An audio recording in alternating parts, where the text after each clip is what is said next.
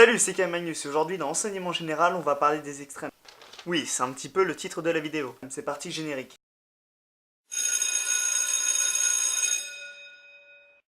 Alors déjà, on va commencer par voir de quoi je veux parler par extrême. Déjà, ce sont les extrêmes dans tous les mouvements, que ce soit en politique, en religion ou dans n'importe quelle autre association, mais ça on en reviendra plus tard. Il y a des extrémistes partout. C'est une petite partie, mais souvent c'est ceux qu'on entend le plus, et on a tendance à mettre tout le monde dans le même panier. Et je sais de quoi je parle, je joue aux jeux vidéo, et les jeux vidéo rendent violents comme tout le monde le sait. Pour commencer, on va parler de l'extrémisme chez les véganes. Les véganes ont une très mauvaise image sur internet, notamment à cause des extrémistes comme Anne-Sophie, ou de tous ces antispécistes qui font des attentats terroristes, retenez bien ce mot, contre les boucheries ou les abattoirs. De base, le véganisme, sauf erreur de ma part, c'est de lutter contre la maltraitance animale en boycottant tout produit d'origine animale. C'est une cause qui me semble assez juste. Mais évidemment, un vegan en parlera beaucoup mieux que moi et c'est pour ça que je vous renvoie à la vidéo d'Illy Chandoudouy coup de gueule vegan juste ici. Un autre mouvement qui en pâtit beaucoup des extrêmes, c'est le féminisme. Pour vous, c'est quoi le profil type d'une féministe? Une femme lesbienne, en surpoids, avec les cheveux roses d'une autre couleur extravagante, totalement misandre?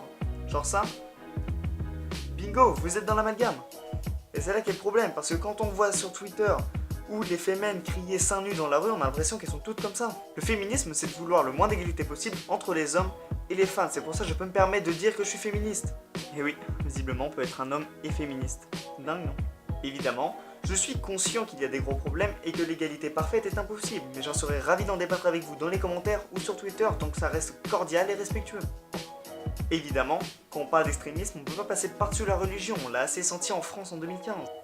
C'est d'ailleurs à cette période que le pas d'amalgame est sorti le plus. En tant qu'agnostique, j'ai un regard neutre sur la religion, et bien que n'ayant lu aucun des livres saints, je ne pense pas qu'il y en ait un qui prône la violence et le meurtre au nom de ton Dieu. Et tu peux encore une fois me prouver que j'ai tort en commentaire. C'est pourtant ce qui se passe pour l'islamisme radical. On va légèrement dévier le sujet pour parler du catholicisme radical parce que ça remonte à il y a quand même plusieurs siècles. Mais on fait aussi pas mal d'amalgame avec les catholiques. La plus grande partie d'entre vous ne voit pas de quoi je veux parler, pourtant... Et oui, on fait un amalgame sur les prêtres pédophiles, que ça soit avec des enfants de cœur ou des scouts, c'est la même chose. Alors je suis sûr qu'il y a encore plein de prêtres qui ont la foi et qui respectent le vœu de chasteté. Et oui, avec des enfants ça compte. Un sujet dont je n'ai pas parlé encore et pourtant l'extrémiste y est bien présent, c'est la politique, surtout en ce moment. Avec les gilets jaunes au moment où j'ai écrit et tourné cette vidéo et la partie précédente, on remarque la montée des extrêmes en Europe comme en Suède ou en Italie, ou dans le monde, comme aux États-Unis et au Brésil. En France, on l'a assez ressenti en 2017 avec le Front National qui est arrivé au second tour des présidentielles, ou cette semaine, les casseurs et les gilets jaunes. Je suis contre le mouvement et ce n'est pas le débat aujourd'hui. Le problème, ce sont les casseurs d'extrême, voire d'ultra, de droite ou de gauche qui vont s'approprier le mouvement pour semer la terreur, créer un acte terroriste. Et oui, on en revient. Une des grandes caractéristiques de ces extrêmes sont les attentats terroristes. En politique, ce sera plus du populisme, mais ça revient au même, ça joue avec la peur des gens. Qui vont semer la peur, inconsciemment cette peur se transformera en haine, et au fur et à mesure, les gens auront une étiquette sur le front calquée sur les extrêmes de la communauté à qui ils appartiennent.